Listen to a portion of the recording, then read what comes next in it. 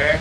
Another one of our standalone practices is this seated system that is pretty simple to learn and provides a very good foundation for the rest of our practices. So everything we're going to learn in some of our practices is going to be fused together in a shorter practice later on.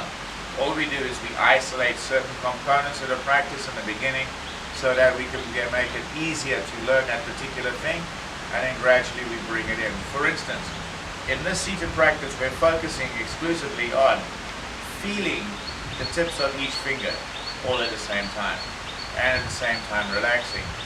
When we start to put our mind on our fingertips, naturally where our attention goes, our energy follows.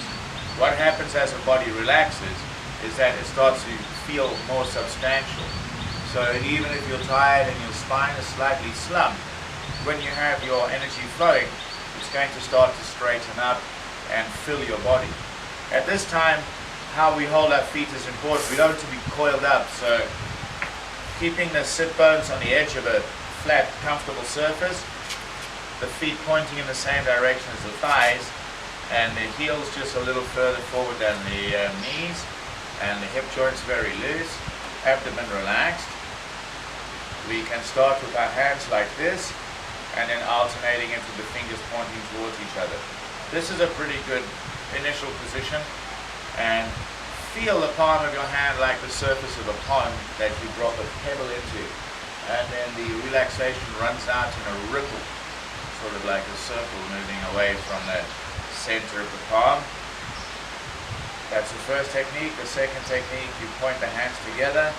We can open and close our hands like this is the third one, pointing your fingers together.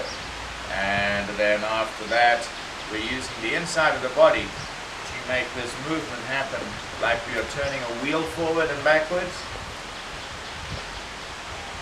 and then turning the waist. All the time being mindful of sensations on the tips of our fingers, and then from here afterwards just making circles across the front of the body, left and right. Initially some schools of thought will believe that you should put about a good number of hours down just sitting like this before going to the rest rather than doing the whole set. I'm in two minds about that. I like to do this a lot by itself, but you start to feel a very strong flow of energy when you do this. This practice, when you finish, again, rub into the body, make sure there's no congestion, and it forms a very good foundation for secondary practices such as silk drilling, where having a cognitive connection and an energetic connection between the tips of the fingers, the mind, and the energy and the whole body is very important. So all of our standing practices and everything else, we very much depend on being well connected to the fingers. Right, I hope that was enlightening enough.